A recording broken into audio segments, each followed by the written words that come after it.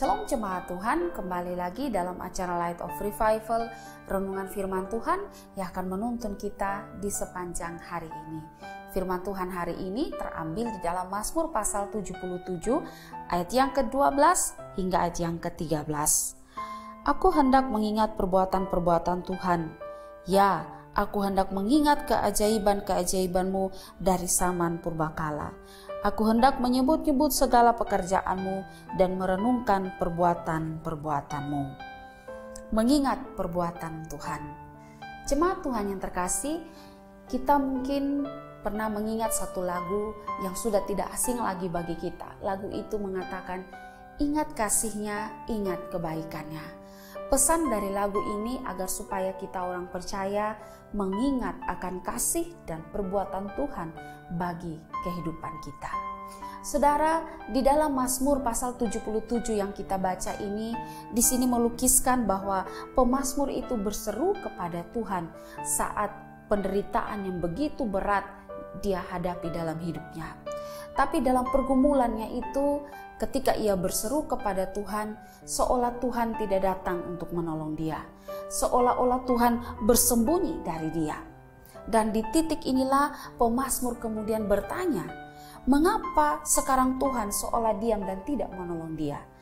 Apakah kasih setia Tuhan itu sudah berubah? Apakah Tuhan sudah melupakan akan kasih setianya? Apakah kasih setia Tuhan itu tidak untuk selama-lamanya? Di dalam ayatnya yang ke-9 dan ayat yang ke-10 pemazmur berkata, sudah lenyapkah untuk seterusnya kasih setianya? Telah berakhirkah janji itu berlaku turun-temurun? Sudah lupakah Allah menaruh kasihan atau ditutup nyala rahmatnya karena murkaku? Jadi pemazmur bertanya apakah kasih setia Tuhan sudah berakhir. Tapi dalam pergumulan yang demikian, dalam perenungan yang demikian, pemazmur akhirnya kembali berfokus kepada Allah. Dia kembali lagi mengingat akan bagaimana tangan Tuhan menolong dia. Dia kembali lagi mengingat akan perbuatan-perbuatan Tuhan yang ajaib baginya pada masa lampau. Dan di saat itu ia menyadari bahwa sekalipun Tuhan tidak menunjukkan dirinya secara langsung, tapi jejak penyertaan Tuhan ada di dalam segala hal. Saudara yang terkasih dalam Tuhan, tahun 2023 kita telah menapakinya. Dan kita bersyukur karena kita diberi kesempatan untuk menapaki tahun 2023 yang penuh dengan misteri.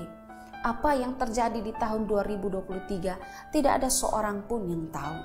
Tapi jika Tuhan izinkan di tahun 2023 ini ada pergumulan, ada kesusahan yang menimpa hidup kita. Dan saat menghadapi semua hal itu kita berseru kepada Tuhan. Tapi seolah Tuhan diam, Tuhan tidak menampakkan diri, seolah tangan Tuhan tidak menolong kita, maka jangan ragukan akan kasih setia Tuhan. Jangan ragukan akan penyertaan Tuhan. Kembali lagi mengingat bagaimana Tuhan menuntun kita, bagaimana kasih setia Tuhan pada masa yang lampau. Itu akan membuat kita punya iman kepada Tuhan, kembali percaya, kembali yakin bahwa Tuhan tidak akan meninggalkan kita. Pengalaman pertolongan Tuhan dalam hidup kita perlu kita ingat terus, sehingga ketika kita menghadapi pergumulan lagi di depan kita, kita tetap kuat dan yakin serta percaya bahwa Tuhan tidak akan meninggalkan kita sendiri. Ya, kasih setia Tuhan tidak berubah. Tuhan yang kita sembah tidak berubah. Dia sama dari dulu, sekarang dan selamanya. Dan kasih-Nya tetap sama bagi kita. Karena itu pujian yang saya katakan tadi, ingat kasih-Nya, ingat kebaikannya, nyanyikanlah itu untuk supaya kita tetap melihat Tuhan tidak meninggalkan kita.